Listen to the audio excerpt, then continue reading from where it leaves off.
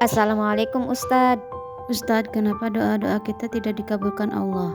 Dan apa penyebabnya?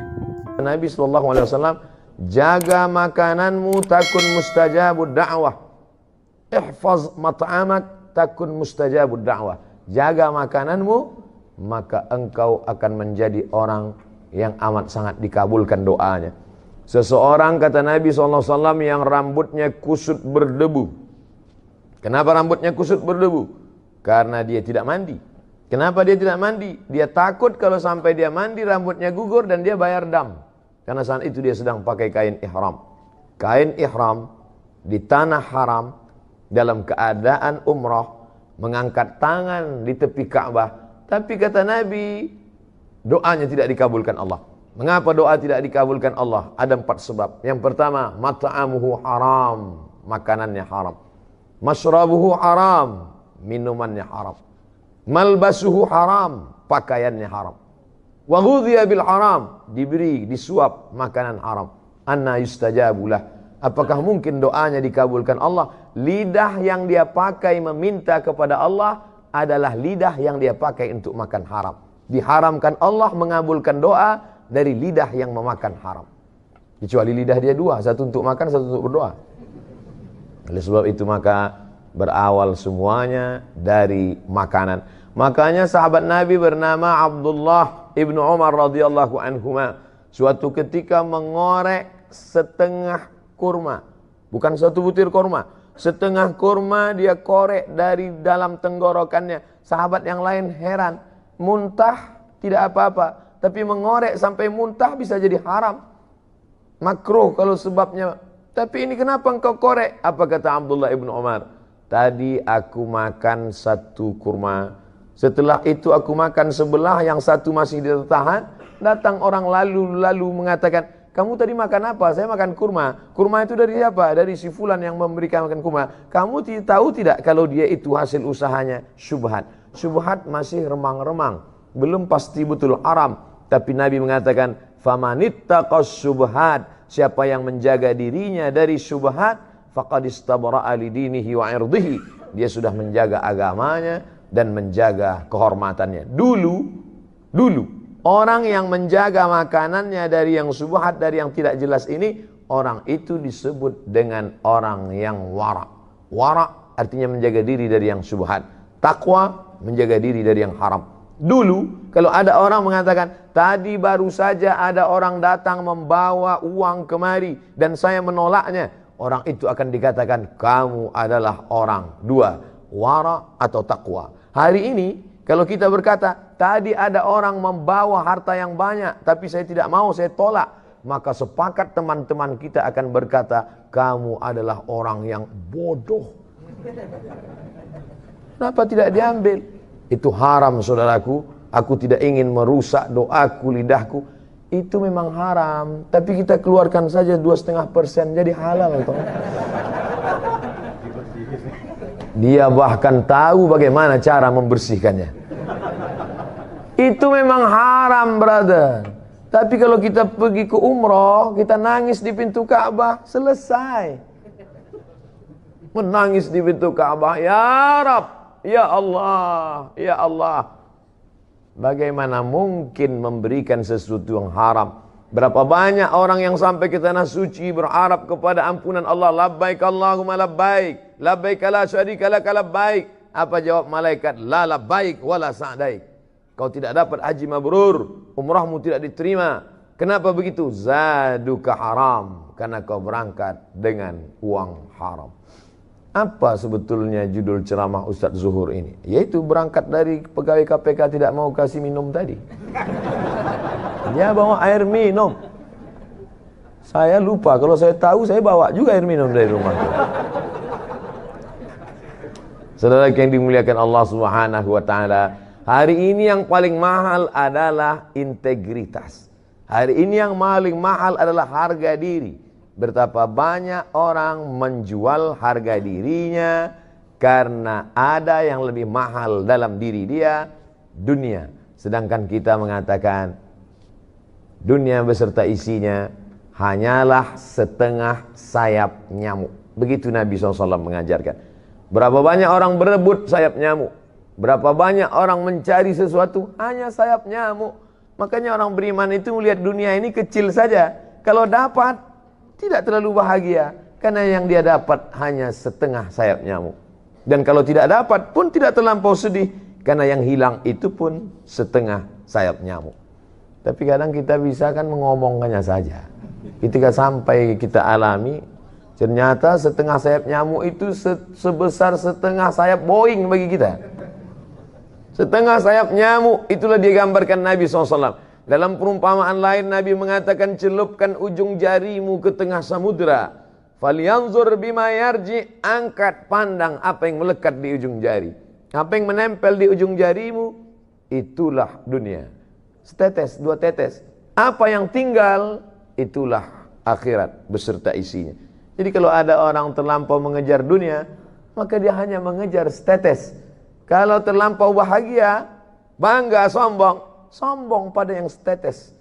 Tapi kalau dia sanggup mengatakan itu, aku tidak apa-apa, karena yang dapat itu juga setetes. Andai tidak dapat pun tidak terlampau sedih, karena yang hilang pun juga setetes. Tapi saya tidak ingin setelah kajian ini lalu semuanya meninggalkan dunia. Rapat pegawai KPK. Gimana visi misi kita ke depan? Mohon maaf Bapak pimpinan, ini hanya status ini semua. Bukan itu yang saya maksud. Bagaimana mengecilkan dunia sehingga yang besar hanya Allah.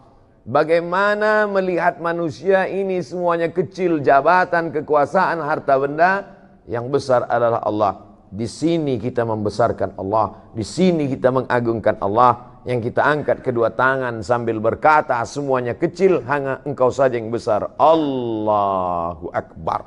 Di sini di awalnya semuanya kita serahkan pada Allah. Inna salati wa nusuki wa mahyaya wa mamati lillah. Sebelum salam itu kita ulang sekali lagi. 4 kita serahkan pada Allah. At-tahiyatul mubarakatu salawatu thayyibatu lillah. Hanya orang yang sampai pada level ini saja yang salamnya dijawab oleh Rasulullah sallallahu alaihi wasallam. At-tahiyatul mubarakatu salawatu thayyibatu lillah. Setelah sanggup meninggalkan yang 4 ini, barulah kita diterima Rasulullah. Assalamu alayka ayyuhan nabiyyu wa rahmatullahi wa barakatuh. Jangan ucapkan salam pada Nabi sebelum kau sanggup mengesampingkan 4. At-tahiyatul, puja-puji, keagungan. Ustaz enak aja ngomong gitu. Ustaz kan gak punya kemuliaan, gak punya status sosial tinggi, gak punya jabatan. Oke, kalau gitu ke diri pribadi. Follower, viewer. At-tahiyatul, mubarakatul, segala keberkahan. Salawatul, segala doa-doa. Thayyibatul, semua kebaikan, kemuliaan. Bukan punya kita, lillah, punya Allah subhanahu wa ta'ala. Tapi bicara begitu kan menggerakkan lidah. Apa susahnya? Actionnya bagaimana? Maka ada orang-orang yang menurut sebagian kita luar biasa. Menurut sebagian kita apa yang dia lakukan ini luar biasa. Tapi bagi dia di hadapan Allah itu hanya biasa-biasa saja. Kadang kita tidak bisa merasakan. Apa ceramah yang di belakang? Kenapa beda sama yang di depan? Saudara yang dimuliakan Allah subhanahu wa ta'ala, suara saya jelas sampai ke belakang? Jelas. Ada layar. Masya Allah. Ibu di belakang walaupun tidak melihat saya secara langsung, anggap aja kalian sedang menyaksikan youtube.com. Artinya apa? Hidup ini makan, pakai. Tak lebih daripada itu. Punya rumah yang besar, pakai. Punya makanan yang enak, makan. Makan, pakai. Tak lebih, tak kurang dari itu. Ma'akalta yang kau makan akan busuk. Wa malabista yang kau pakai akan lapu. Kalau dulu orang mengatakan hidup ini cuma makan, pakai. Malah sekarang makan pun tidak. Berapa banyak saya acara di depan pejabat-pejabat, orang-orang hebat. Tidak makan sama sekali. Saya malah heran. Ini makanan enak-enak sekali. Mereka tidak makan. Enggak dimakan Pak, kolesterol. Enggak dimakan Pak, diabetes. Enggak dimakan Pak, jantung koroner. Saya habisi semua. Makanan kok dicari pagi, petang, siang, malam, peras keringat, banting tulang, tidak dinikmati. Betul kata syair orang Arab. Berapa banyak orang mencari makan, tapi dia pun tak sempat untuk menikmatinya. Pakaian, sehebat-hebatnya pakaian, sekaya-kaya orang, setinggi-tingginya jabatan, pakaian paling tebal 3 lapis. Satu pakaian di dalam, singlet, underwear. Yang di luar ini. Yang nomor 3, aksesoris. Ini saya pakai supaya orang tahu saya ustadz. Kalau tidak, saya memang tidak pakai sorban. Saya kemana-mana biasa aja jalan. Cuman beberapa kali, kemarin waktu saya sedang duduk di pesawat, lewat itu yang bagi nasi. Apa kata dia? Mirip sekali dengan Ustadz Somad ya. Mati saya. Nah, makanya saya pakai sorban ini. Pakaian adalah status. Dengan pakaianlah kita bisa membedakan mana ulama, mana orang biasa. Makanya mufti-mufti kerajaan di zaman dulu jubahnya dibuat 2 lapis. Satu jubah putih di dalam, yang kedua jubah hitam di luar. Sorbannya dipakai. Al-Azhar menunjukkan status. Di luar ada sorban putih, di dalam ada topi merah, lengkap dengan jambulnya. Kalau sudah dipakai itu menunjukkan dia hafal Al-Quran. Pakaian adalah status sosial, tapi manakala ketika kita menghadap Allah Subhanahu wa taala, semua pakaian yang menunjukkan status lepas. Belum pernah lama hidup banyak dirasa, jauh berjalan banyak dilihat. Belum pernah saya melihat orang mati Islam bersyahadat pakai pakaian yang dia pakai dulu. Sehebat apapun itu, semuanya akan tinggal. Belum menghadap Allah saja di dunia sudah lepas. Apalagi ketika menghadap Allah Subhanahu wa taala, mana pakaian yang akan kau bawa? Yatsma'ul mayyita thalathun, yang mengiringi mayat ada 3. Yang pertama, maluhu, hartanya. Mobil yang paling mahal ikut mengiring sampai ke pelataran parkir. Belum pernah saya hadir pemakaman ikut mobil-mobilnya masuk dalam. Ahluhu, keluarga, anak, cucu, menantu, kawan, sahabat, andai tolan, satu kantor, alumni, alma mater. Menangis mereka satu angkatan, hanya sampai pintu kubur. Istri yang tersayang, paling disayang, yang katanya buah hati belayan jiwa, itu pun hanya menangis di pintu kubur. Ramai-ramai orang menahannya. Ibu sabar bu. Tidak, saya mau tetap masuk ke dalam. Tetap mereka tahan, jangan bu. Padahal andai dilepas pun enggak juga dia mau masuk ke dalam. Cobalah. Saya beberapa kali itu saya perhatikan, begitu semangatnya mereka menahan. Jangan. Saya diamin aja, biarin aja, nggak akan masuk dia ke dalam. Kita tahu kok itu action aja. Mohon maaf ibu-ibu, saya bisa ngomong gitu karena ibu jauh di belakang. Artinya apa? Apa yang kita amalkan, kita bawa hari ini, itulah yang akan kita tunjukkan nanti di hadapan Allah Subhanahu wa ta'ala. Di tempat lain saya dikasih air minum, saya minum. Tapi di sini saya ingin balas bahwa saya punya integritas. Saya nanti akan datang lagi ke kantor bapak yang dulu bicara kepada saya. Ustadz Somad, pegawai KPK itu integritasnya luar biasa. Kami kasih dia air minum, dia katakan, saya bawa air dari kantor kami. Nanti saya akan katakan ke dia, Bapak, saya pun ceramah juga di masjid kantor mereka. Dan ketika mereka kasih air minum, saya katakan, saya bawa dari rumah. Saudara yang dimuliakan Allah Subhanahu wa ta'ala. Artinya apa? Setiap tetes ini akan kita diminta pertanggungjawaban di hadapan Allah Subhanahu wa ta'ala. Ini diberi dari mana? Ini uang negara. Tidak ada nama saya dalam anggaran ini. Setiap tetesnya. Jangan sampai hancur amal saya.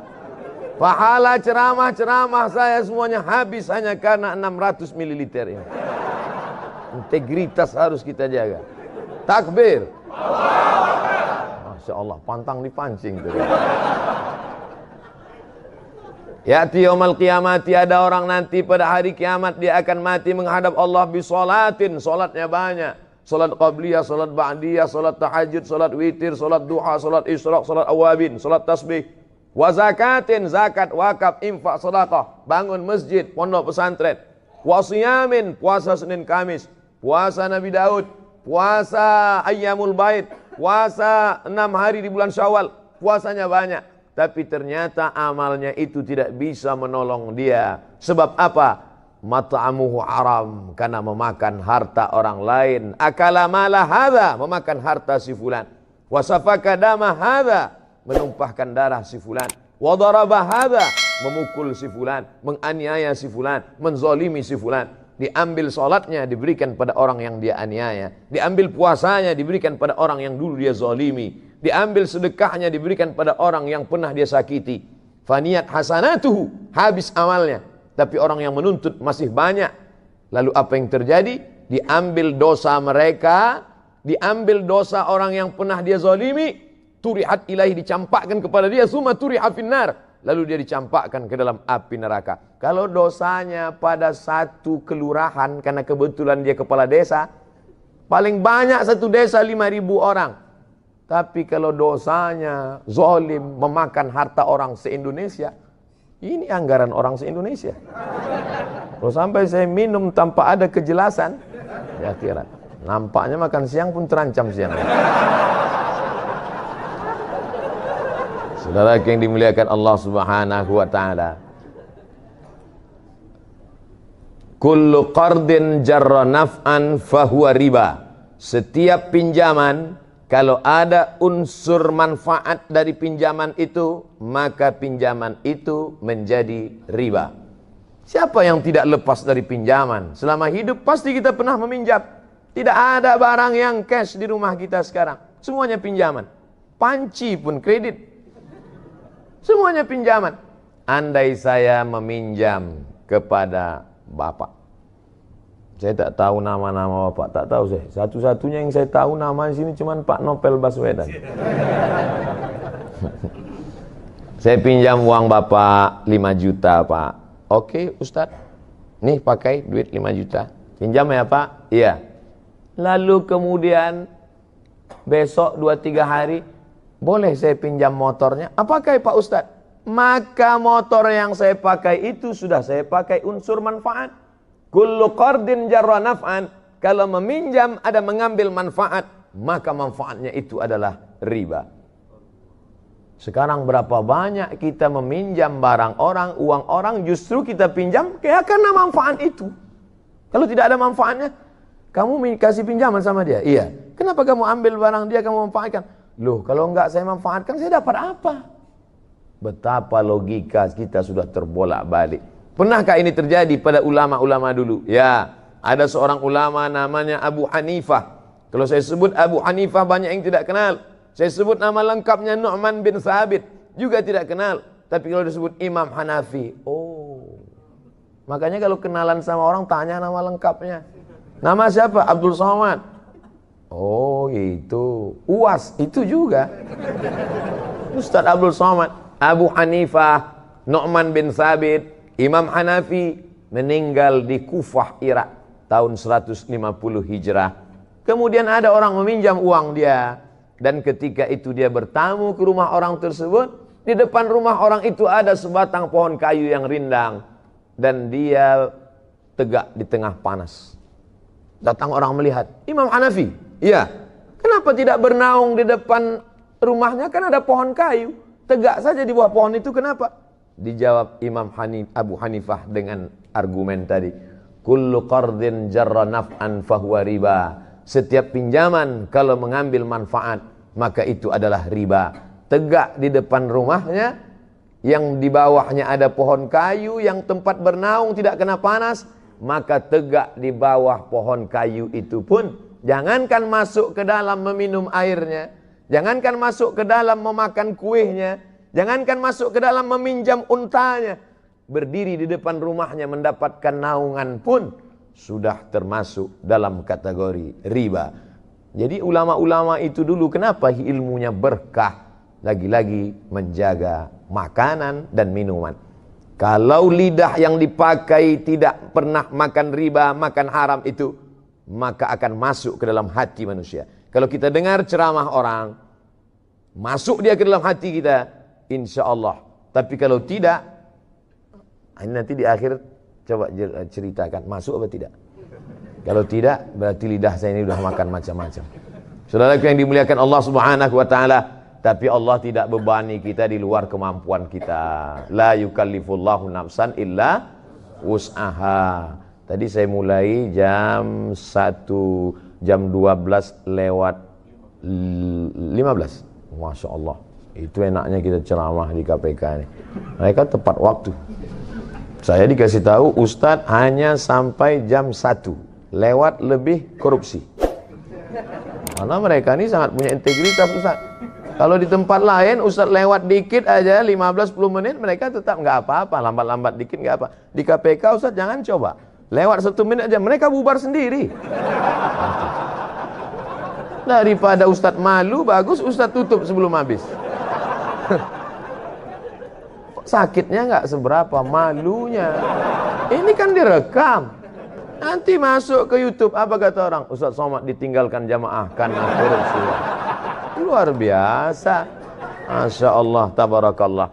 Saya terus terang, ceramah ini udah kemana-mana. Dari mulai Sabang, sampai ke Sydney, sampai ke Melbourne. Di Hong Kong nggak jadi. Terus terang banyak, tapi yang paling hati saya agak-agak cemas ceramah di KPK ini. Makanya tadi entah doa-doa apa saya baca sebelum masuk. Bismillahilladzi la yadurru ma'asmihi syai'un fil ardi wala fis sama. Ya Allah, dengan kusebut namamu, tidak ada satupun yang datang menimbulkan mudarat, tidak satupun yang dapat memudaratkan aku, baik di. Ada orang minta yang lain dikabulkan, dia tidak. Ini masalahnya. Dan ternyata bukan Allah nggak ngabulkan, bukan. Ketika Allah akan berikan, tidak tembus pada dirinya. Orang yang berdoa mengangkat tangan itu lebih cepat dikabulkan daripada yang diam. Ada orang yang ketika berdoa kepada Allah, bukan Allah tidak mengabulkan. Karena hukum doa itu dalam Al-Quran, begitu disampaikan, Allah pasti kabulkan. Quran surah kedua Al-Baqarah ayat 186. Posisi paling kiri sebelah bawah. Lihat kalimatnya. Wa idza sa'alaka 'ibadi 'anni. Muhammad, jika hamba-Ku bertanya padamu mencari-cari aku. Masya Allah. Saya mau tanya sebentar. Kalau ada orang mencari Allah, kira-kira motifnya apa? Butuh. Butuh. Silakan, kalau sedang butuhkan rajin ibadahnya. Oh, kemarin gajian naik, lupa. Begitu tertunda 3 bulan, mulai tahajud. Baca Quran, puasa, belum juga dikabulkan. Minta lagi, ya Allah, saya sudah tahajud, ya Allah. Sudah puasa, sudah baca Quran, kenapa belum dikabulkan juga? Tahajud baru 1 rakaat. Masya Allah, baca Quran 1 ayat, puasa setengah hari udah buka. Minta dikabulkan. Lihat teman-teman, setiap orang mendekat kepada Allah pasti punya permohonan. Lihat jawaban Quran. Ujibu da'watad da'i idza da'ani. Ujib kalimatnya mudhari'. Mudhari' itu progresif terus. Kalau dalam bahasa Inggris present, continuous, future. Present sekarang, continuous terus, future di masa depan.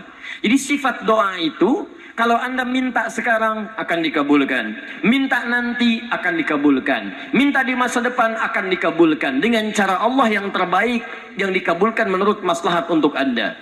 Jadi sifat doa itu kalau diberikan pasti dikabulkan. Entah sekarang, besok atau nanti saat kita siap menerimanya. Yang jadi masalah, ada orang minta yang lain dikabulkan, dia tidak. Ini masalahnya. Dan ternyata bukan Allah nggak ngabulkan, bukan. Ketika Allah akan berikan, tidak tembus pada dirinya. Nih lihat. Ini apa? Jangan katakan wallahu alam. Jelas ya. Right. Di atasnya ada apa? Tutup. Saya buka tutupnya. Perhatikan baik-baik. Ini apa? Spidol. Kalau saya masukkan ke dalam gelas, bisa? Masuk? Masuk. Lihat baik-baik. Sekarang saya tutup dengan ini. Masih bisa masuk? Tidak. Perhatikan baik-baik. Sulit. Saya ganti kemudian. Bisa. Dengan yang ini. Lebih halus. Saya tutup begini. Masih bisa masuk? sulit. Mau dipaksa jadi masuk ke dalam, jadi kotor, tidak bisa diminum. Lihat baik-baik. Terkadang ketika Allah dengan sifat sayangnya ingin mengabulkan permohonan hambanya, bukan doa tidak dikabulkan, tapi permohonan ini tidak sampai pada dirinya karena ada sekat yang menutup. Itulah dosa. Itulah maksiat. Semakin pekat dosanya, semakin kuat penghalangnya, maka semakin sulit kemudian Allah memberikan rahmat yang turun pada dirinya. Maka banyak hadis menyampaikan kepada kita, lihat baik-baik. Saya sampaikan satu hadis dari Nabi SAW. Thumma dzakara rajula. Lalu Nabi mengisahkan tentang seorang lelaki, yutilu safara, yang menempuh perjalanan yang jauh. Orang yang menempuh perjalanan jauh, maka doanya cepat dikabulkan oleh Allah Subhanahu wa taala. Teman-teman yang ikut dari Bandar Lampung, ada yang tadi jaraknya 150 km Tulang Bawang dari sini. Lihat, begitu di jalan mohon kepada Allah, minta. Ya, safar yang baik itu cepat mengabulkan doa. Orang ini safar. Yamuddu yadaihi ila sama, dia mengangkat tangannya ke langit begini. Orang yang berdoa mengangkat tangan itu lebih cepat dikabulkan daripada yang diam. Hadisnya banyak. Di Abu Dawud nomor hadis 1480 sampai 1490. Awas, innallaha hayyun karimun. Allah itu maha pemalu dan maha mulia, dan akan merasa malu kalau meninggalkan hamba yang mengangkat tangan, menurunkan tangannya dalam keadaan hampa. Maksudnya, orang yang mengangkat tangan akan lebih cepat dikabulkan doanya dibandingkan yang diam.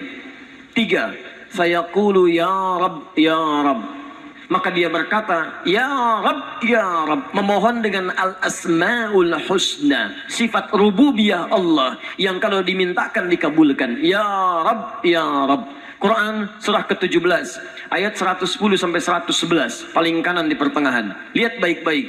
Allah menjamin dalam Al-Quran, seseorang yang memohon kepada Allah dengan kalimat-kalimat al-asma'ul husna akan lebih cepat dikabulkan dibanding orang yang langsung memohon kepada Allah tanpa menyebut kalimat al-asma'ul husna. Qulid'ullaha awid'ur rahman ayyamma tada'u falahul asma'ul husna. Kalau Anda punya masalah, sebut nama Allah, bukan mengeluh. Atau sebut namanya ya Rahman. Tapi kalau Anda mampu, cari nama-nama Allah yang terbaik sesuai dengan persoalan yang sedang kita hadapi. Namanya Al-Asma'ul Husna. Jadi Asma'ul Husna itu bukan dihafal. Ya Allah, Ya Rahman, Ya Rahim, Ya Malik, Ya Qudus. Boleh dihafalkan. Tapi hafalan ini maksudnya membantu kita untuk bisa memilihnya saat kita membutuhkannya.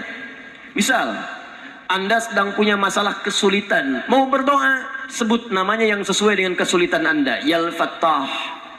Masalahnya rezeki, sebut ya Allah ya Razzaq. Di pekerjaan ada yang ganggu Anda, sebut ya Allah ya Jabbar. Anda punya masalah, ya Allah ya Sabar. Nggak harus disebutkan semuanya. Ya Allah ya Rahman, ya Rahim, ya Malik, ya Qudus, ya. Semua disebutkan. Masya Allah. Akhirnya yang tidak diminta pun diberikan. Anda nggak sedang punya masalah, ya Sabar, ya Sabar. Sabar itu adalah permohonan kepada Allah supaya diberikan kesabaran saat punya masalah. Anda nggak sedang punya masalah, minta diberikan kesabaran. Itu artinya sama dengan minta masalah. Hati-hati. Banyak kalimat-kalimatnya, pilih. Kitab Al-Aqaid Al-Islamiyah, karangan Syekh Sayyid Sabiq, halaman 24 sampai 59, posisi paling kanan di pertengahan. Dikisahkan seorang lelaki bermohon kepada Allah setelah dia selesai menunaikan salat. Lihat kalimatnya. Allahumma innaka antal ahadus samad, alladzi lam yalid wa lam yulad wa lam yakul lahu kufuwan ahad. Allahumma inni as'aluka an taghfira li. Dia sebutkan al-asmaul husna. Allahumma inni as'aluka innaka antal ahad, ahad. As-Samad, al-Asmaul Husna, alladzi lam yalid wa lam yulad wa lam yakul lahu kufuwan ahad. Allahumma inni as'aluka an taghfira li. Mohon ampuni dosa saya ya Allah. Ampuni saya, ampuni saya. Apa jawab Nabi? At-tadri bimadza tas'al? Tahukah engkau barusan mengucapkan kalimat apa saat berdoa? Kata orang ini, wallahu wa rasuluhu a'lam. Kata Nabi, lihat kalimatnya. Faqad du'ita bi asma'illahil a'zam, idza du'iya biha ajaba wa idza su'ila biha a'ta. Kamu baru saja berdoa memohon kepada Allah dengan nama-nama Allah yang paling agung, al-asma'ul husna, yang kalau dimulai doa dengan menyebutkan itu, doa akan dikabulkan, permintaan akan diberikan. Tapi ini aneh. Lihat baik-baik. Orang tadi melakukan 3 hal. Perjalanan panjang, Masih ingat? Mengangkat tangan ke langit, membuka dengan al-asmaul husna, tiga-tiganya dikerjakan. Seharusnya doa dia 6 kali lebih cepat dikabulkan oleh Allah dibandingkan doa orang biasa. Tapi apa kata Nabi? Lihat baik-baik. Anna yustajabu lidzalik. Anna yustajabu lidzalik. Mustahil doanya bisa terjawab. Mustahil doanya bisa dijawab. Sifat doa dimohonkan, dikabulkan. Tapi yang ini kata Nabi, anna yustajabu lidzalik. Mustahil doanya bisa dijawab. Kenapa? Enggak tembus. Famat'amu haramun, karena makanannya haram. Ketika Anda memakan yang haram, maka makanan jadi sekat dalam diri Anda, menjadi penghalang doa itu sampai kepada diri Anda. Tuh. Mashrabu haramun, minumannya haram, lebih tebal lagi. Malbasu haramun, pakaiannya haram, lebih tebal lagi. Sulit. Wa ghudhiya biharamin, dan perangkat hidupnya haram, lebih sulit lagi. Enggak tembus-tembus. Yang paling celaka dibawa yang haram ke rumah, dimasak kemudian oleh ibunya, dibagikan kepada anak-anaknya, muncul haram di keluarga, maka sulit turun rahmat ke dalam keluarga itu. Makanya kalau sudah maksiat terjadi, maka mohon maaf, rahmat sulit diturunkan, hidayah sulit masuk dalam diri seseorang. Maaf, ini yang haram beredar dengan darah masuk ke dalam telinga. Quran kemudian muncul surah ke-6 ayat 25. Wa fi adhanihim waqra, di telinganya akan ada sumbatan. Bukan nggak bisa dengar, yang lain kedengaran. Cuman ketika diminta yang baik-baik, nggak tembus dalam telinganya. Konser musik di GBK, di Jakarta, Masya Allah, dari Lampung kedengaran. Masjid yang jaraknya 5 meter dari rumah, gak nyampe. Ini rumah dia, ini masjid, mikrofon masjid ke rumahnya begini nih. Sepeda ada, motor ada, mobil ada, kendaraan ada. Allahu Akbar, hayya 'alas shalah, gak dengar. Qomat, gak dengar. Konser musik yang jaraknya cukup jauh, Masya Allah, sebelum artisnya datang tiketnya udah habis. Masjid kurang apa lagi, soundnya jelas, panggilannya bagus, ustadznya datang sendiri, nerangkan sendiri, nulis sendiri, kadang-kadang ngapus sendiri, live juga, kemudian ada snacknya, aquanya ada, semua kelengkapannya ada. Dengan semua itu belum menyentuh Anda terpanggil untuk datang, coba cek maksiat apa yang sudah Anda kerjakan.